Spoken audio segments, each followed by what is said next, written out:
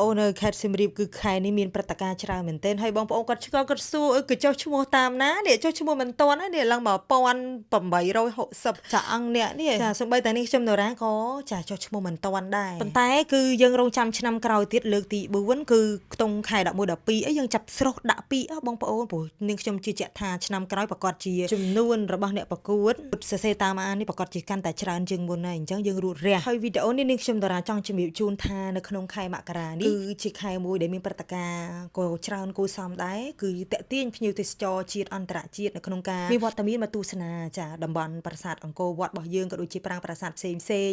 ភោជនីយដ្ឋានក៏ដូចជារមណីយដ្ឋានផ្សេងនៅក្នុងខេត្តសៀមរាបចំណែកជួយជំរុញទេសចរក្នុងស្រុកអញ្ចឹងសរុបពេលដែលខេត្តសៀមរាបគឺជាខេត្តទី1ដែលគេស្រឡាញ់គ្រប់គ្នាមិនថាភ្ញៀវជាតិអន្តរជាតិទេដូច្នេះថ្ងៃនេះគឺនេះខ្ញុំបានមកកាន់ក្រុមហ៊ុន OPI Realty ចាគឺជាក្រុមហ៊ុនទិញលក់ជួលអចលនទ្រព្យដែលផ្ដល់ទំនុកចិត្តមែនទែនសម្រាប់បងប្អូនដែលគាត់តែងតែព្រួយបារម្ភថាអូមានលុយហាក់ដឹងទិញនៅណាឬក៏មានទ្រព្យមានអីហើយចង់បញ្ចេញមានបញ្ហា stress ហត់នឿយព្រោះលក់អត់ចាញ់អីអត់ចាញ់គឺបងប្អូនអាចចាតាក់ទងបានជាមួយក្រុមហ៊ុន OPI Realty ជាអ្នកប្រឹក្សាដែលមានទំនុកចិត្តសម្រាប់នៅក្បែរលោកអ្នកអញ្ចឹងបងប្អូនថ្ងៃនេះខ្ញុំនាំសវណ្ឌីដោយសារសវណ្ឌីដៃគូរបស់គាត់ជាបរទេសអញ្ចឹងពួកគាត់ចង់បានផ្ទះធំមួយនៅក្នុងក្រុងសៀមរាបចាគាត់ចង់ជួលអញ្ចឹងណាអញ្ចឹងក៏អត់ដឹងថាទៅរោនៅឯណាទេបងប្អូនតតែយើងមករោក្រុមហ៊ុនដើម្បីក្រុមហ៊ុនគេមានជំនាញក្នុងការចរចាដូចជាមានបងប្អូនដែលគាត់ចង់ជួលគឺគាត់តាក់ទងឲ្យក្រុមហ៊ុនជួយអ្នកប្រឹក្សាកណ្ដាលដើម្បីដាក់ជួលទៅឲ្យអតិថិជនអញ្ចឹងទៅក៏ចាមិនថាចង់ទិញឬក៏ចង់លក់ទេគឺត្រូវតែមករោ OPI Realty ឲ្យបងប្អូនហើយនេះ page គាត់អញ្ចឹងណាបងប្អូន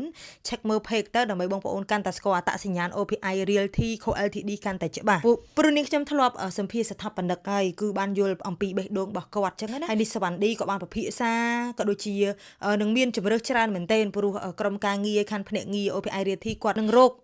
ទីតាំងណាដែលសមស្របទៅនឹងលទ្ធភាពសមត្ថភាពក្នុងការដែលយើងមានបាចឹកជួលក្នុងមួយខែប៉ុន្មានអញ្ចឹងគេរកឲ្យអញ្ចឹងណាបងប្អូនបានទីតាំងដែលយើងត្រូវការទៀតដូចដៃគូសវណ្ឌីចង់បានកណ្ដាលក្រុងហើយកន្លែង private ទៀតអញ្ចឹងគេរកឲ្យចំគោលដៅយើងហ្មងអញ្ចឹងបើនឹកដល់ការទិញលក់ឬជួលអចលនទ្រព្យមានតែមក OPI Realty នៅជាប់ផ្លូវលោកតានឿយើងបងប្អូនអញ្ចឹងបងប្អូនអាច save ទុកបានម៉ៃនេះហើយសួរព័ត៌មានតាមអនឡាញទៅបងប្អូននេះ page អាចតាក់ទងទៅកាន់ OPI Realty បាន